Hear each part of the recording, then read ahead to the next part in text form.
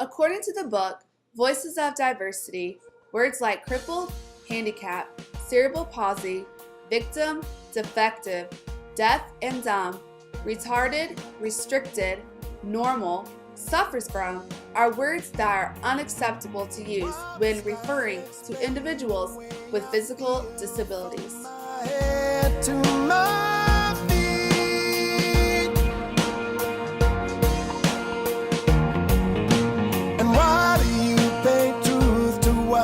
Telling you it's me you should believe.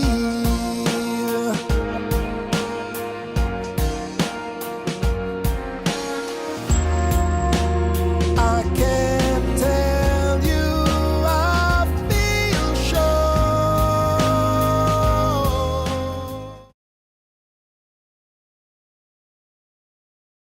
Quoted by Carol Bushner, "They may forget what you said, but they will never forget how you made them feel." The school population has students with varying degrees of physical challenges and disabilities, each with different needs. Not only do kids have to deal with ridicule from their peers, they have to deal with their teachers.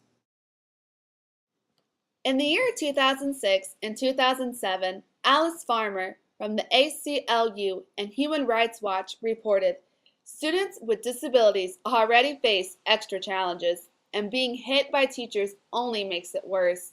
Corporal punishment is abuse, any way you look at it, and it violates students' rights to a decent education." Corporal punishment, legal in 20 states, typically takes the form of paddling, during which an administrator or teacher hits a child repeatedly on the buttocks with a long wooden board.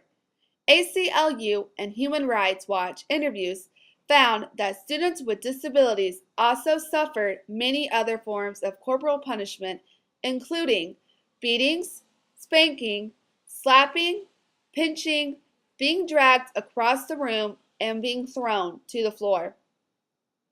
Corporal punishment of students with disabilities in U.S. public schools, ACLU and Human Rights Watch found that students with disabilities made up 18.8% of students who suffered corporal punishment at school during the 2006-2007 school year.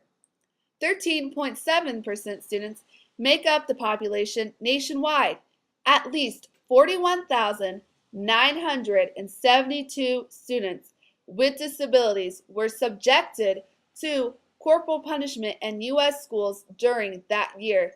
Take note that not all cases were reported.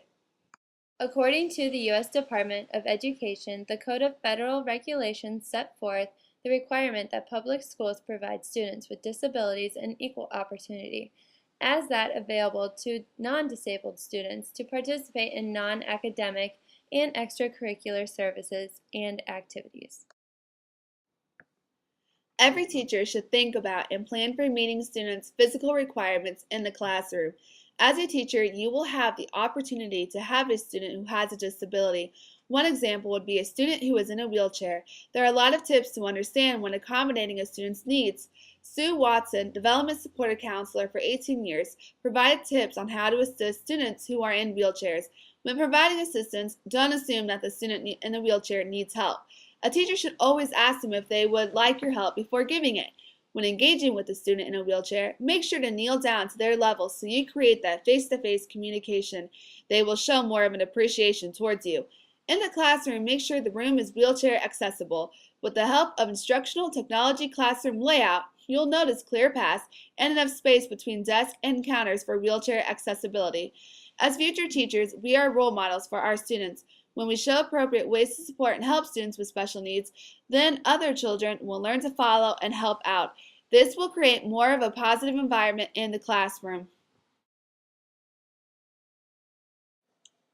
Remember, person first, disability last. Don't know what it is. Something's wrong with our eyes. We're seeing things in a different way. God knows it ain't his. It sure ain't no surprise. Yeah! We're living on a